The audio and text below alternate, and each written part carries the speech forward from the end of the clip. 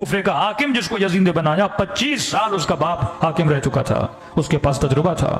یزید کی پوری فیملی سیاست میں تھی، حکمرانوں میں رہی تھی. اس کے دائیں بائیں لیفٹ اینڈ رائٹ بڑے تھنک ٹینک لوگ تھے جو سوچ سمجھ کے اس کو مشورے دیتے تھے. یہ ایسے تو امام حسین کی جنگ میں نہیں آیا نا، کوئی پلاننگ کر کے آیا نا. پھر یہ کیسی پلاننگ ہے جس پلاننگ کے نتیجے میں وہ خود کو بدنام کر رہا ہے کہ نبی کے نواسے کے گلوں کو کاٹ کے بازاروں میں گھمایا جا رہا ہے. ارے دشمنی حسین سے تھی، سمجھ بات آتی ہے، لیکن اس حسین کی بہنوں کی چادروں کو لوٹنا، 4 سالہ بچیوں کو اسیر بنانا اور بازاروں میں لے جانا، یہ کون سی ٹیکنیک تھی کہ ایک اونٹ پہ سیدہ زینب کو بٹھا دیا، اسی اونٹ کی گردن میں بھائی کے کٹے ہوئے سر کو باندھا، اور یہ منظر پورا بازار دیکھ رہا ہے.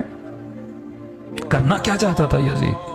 اور جب مولا حسین کو پتا تھا، جب خود کہا امام نے میرا خدا یہ دیکھنا چاہتا ہے میرے بچے اسیر ہوں، میرا خدا یہ دیکھنا چاہتا ہے حسین کربلا جائے، تقدیر الہی رقم ہو چکی ہے کہ حسین کو کربلا جانا ہے، تو مولا حسین کون سا نقشہ بنا کر کربلا گئے؟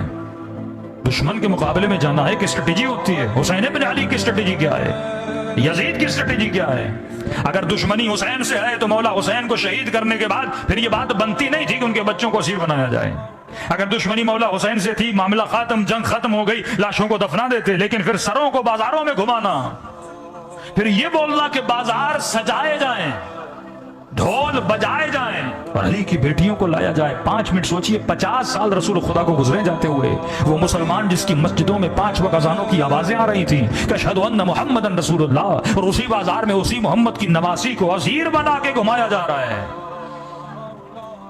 کیا سوچ تھی یزید کی، کیا فکر تھی؟ ہم نے پوری یزیدیت کو 2 جملوں میں محدود کر دیا کہ یزید شارب الخمر تھا، یزید بے دین تھا. اسی لیے مولا حسین اس کے مقابلے میں گئے. کیا مامون دیندار تھا؟ کیا متوکل دیندار تھا؟ کیا منتصر دیندار تھا؟ کیا امین دیندار تھا؟ یہ جتنے حکمران عباسی بعد میں آئے جنہوں نے اتنا ظلم کیا کہ بغداد کی دیواروں کو بنانے کے لیے زندہ 40 سادات کو ان دیواروں میں چن دیا گیا، زندہ. ایسے حکمران گزرے جب رات کو سوتے تھے تو اپنے بیڈ کے اطراف میں سیدوں کے کٹے ہوئے کان لگاتا تھا، اور وہ شخص دیتا جب کان پہ دیکھتا تھا تو ہر مرنے والے کا نام اور اس کے باپ کا نام اس کانوں پہ درج ہوتا تھا. اتنا ظلم کیا کہ آپ کی سوچ ہے جو ظلم حجاج بن یوسف نے کیا، یہ آپ کی سوچ ہے.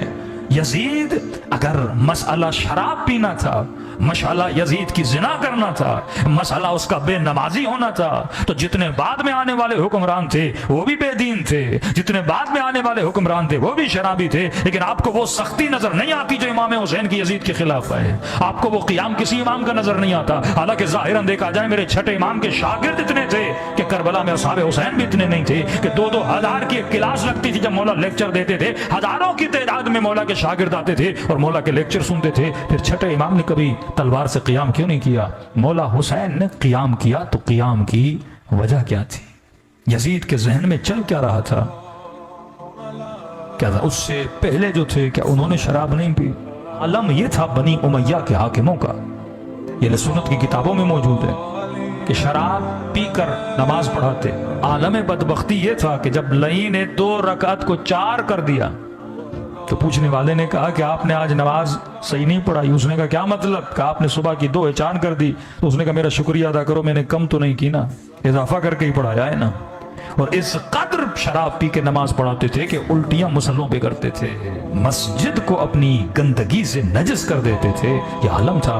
ایسے ہی بعد میں آنے والے حکمرانوں کا یہ عالم تھا. لیکن ہمیں نہیں ملتا کسی اور امام نے تلوار اٹھائی ہو. حسین کیوں تلوار اٹھا رہے ہیں؟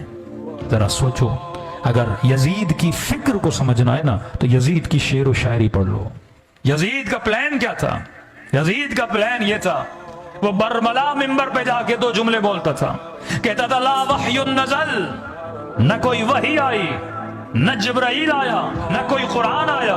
یہ وہ ڈھونگ تھا جو بنو ہاشم نے رچایا.